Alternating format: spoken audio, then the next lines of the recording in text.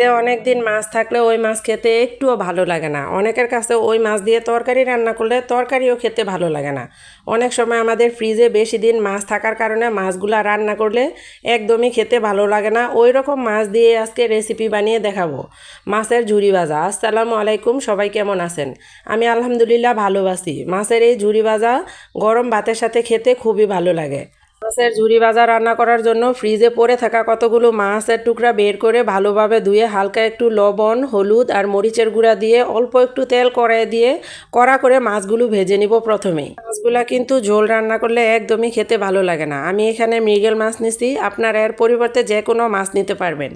এইভাবে মাছের ঝুরি ভাজা করলে কিন্তু গরম ভাতের সাথে খেতে খুব মজা হয়। আপনারাও কিন্তু একদিন এইভাবে বাসায় ট্রাই করে দেখতে পারেন, যেহেতু আমাদের অনেকেরই ফ্রিজে আগের মাছ থাকে। মাছের টুকরাগুলো ভাজা হয়ে গেলে এই কড়াই রান্নার জন্য আবার কিছু তেল দিয়ে অল্প কিছু পেঁয়াজ কুচি দিয়ে দিব। এই ঝুরি ভাজা রান্নাতে পেঁয়াজের পরিমাণ একটু বেশি দিলে খেতে ভালোই লাগে। আমি দুইভাবে পেঁয়াজ দিব। নর্মাল রান্নার জন্য যেভাবে পেঁয়াজ কাটি ওইভাবে যে এখন কতগুলো দিতেছি, তাছাড়াও আমি পাপড়ির মতো করে কতগুলো পেঁয়াজ কেটে রাখছি, ওইগুলো আমি পরে দিব। মাছের সাথে পেঁয়াজগুলো দিয়ে কিছুক্ষণ নেড়ে চেড়ে একটু ভেজে নিব। অনেক বেশি ভাজার প্রয়োজন নাই। তারপরে একটু আদা বাটা আর একটু রসুন বাটা দিয়ে দিব। আদা বাটা আর রসুন বাটা দেওয়ার পরে আবার কিছুক্ষণ ভেজে নিব। কিছুক্ষণ ভাজার পরে পরিমাণ মতো লবণ, হলুদের গুঁড়া, মরিচের গুঁড়া আর ধনিয়া গুঁড়া দিয়ে অল্প একটু পানি দিয়ে কিছুক্ষণ কষিয়ে নিব। মাছের এই ঝুরি ভাজা যে শুধু পুরাতন মাছ দিয়ে করা যায় তা কিন্তু না। এই ঝুরি ভাজা কিন্তু আপনি একদম তাজা মাছ দিয়েও করে খেতে পারবেন ইচ্ছা করলে। অনেক বেশি মজা হয় তাজা মাছ দিয়ে করলে। আমি পুরাতন মাছ দিয়ে করে খাই, এই কারণে আপনাদের কাছে শেয়ার করলাম। যেহেতু আমরা গৃহিণী, আমরা তো পরিবারের কোনো কিছুই ফেলতে চাই না। তাজা মাছ দিয়েও দু একবার রান্না করে খাইছিলাম, খেতে খুবই ভালো লাগে। আমার ভিডিওটা যারা দেখতেছেন ফেসবুক থেকে দেখলে প্লিজ আমার পেজটা ফলো করে দিয়েন, আর ইউটিউব থেকে দেখে থাকলে আমার চ্যানেলটা সাবস্ক্রাইব করে দিয়েন প্লিজ। পুরাতন মাছের রেসিপি দিলাম, এই কারণে কেউ বাজে মন্তব্য করেন না। আমি তো অনেকবারই বলছি আমি খুব সাধারণ, আমাদের চলাফেরাও একদম সাধারণ।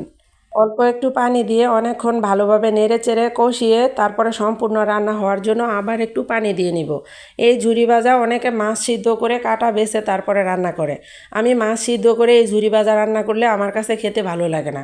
এই কারণে আমি মাছ অল্প একটু ভেজে তারপরে রান্না করি। তবে ইলিশ মাছ দিয়ে এইভাবে ঝুরি ভাজা রান্না করলে খেতে অনেক বেশি মজা হয়। টিয়া মাছে কিছুক্ষণ রান্না করার পরে মাছের ঝোল একদম শুকিয়ে যাওয়ার একটু আগে আগে যেই পাপড়ি করে পেঁয়াজ কুচিগুলো রাখছিলাম, ওই পেঁয়াজ কুচি আর কাঁচামরিচ দিয়ে এই মাছের জন্য যেটা ভেরি স্পেশাল ওইটা হইতেছে লেবু পাতা। আমাদের গাছ থেকে টাটকা কিছু লেবু পাতা দিয়ে দিব। আমাদের বাড়ি যেহেতু গ্রামে, আশেপাশে লেবু গাছের অভাব নাই। আপনারা যদি লেবু পাতা না দিতে চান তাহলে লেবুর রস দিতে পারেন। এই লেবু পাতা আর পেঁয়াজের পাপড়ি দেওয়ার পরে বেশ কিছুক্ষণ নেড়ে চেড়ে একদম ভাজা ভাজা করতে হবে, পেঁয়াজের পাপড়িগুলো যতক্ষণ পর্যন্ত না সিদ্ধ হয়ে যায়। মাছের এই ঝুরি ভাজার রেসিপিতে কিন্তু একটুও ঝোল রাখা যাবে না, একদম শুকনা শুকনা করতে হবে, তাহলেই কিন্তু আপনারা অনেক বেশি টেস্ট পাবেন। আর সম্পূর্ণ ভিডিও যদি কেউ দেখে থাকেন তাহলে প্লিজ কমেন্টে জানাবেন কেমন হয়েছে।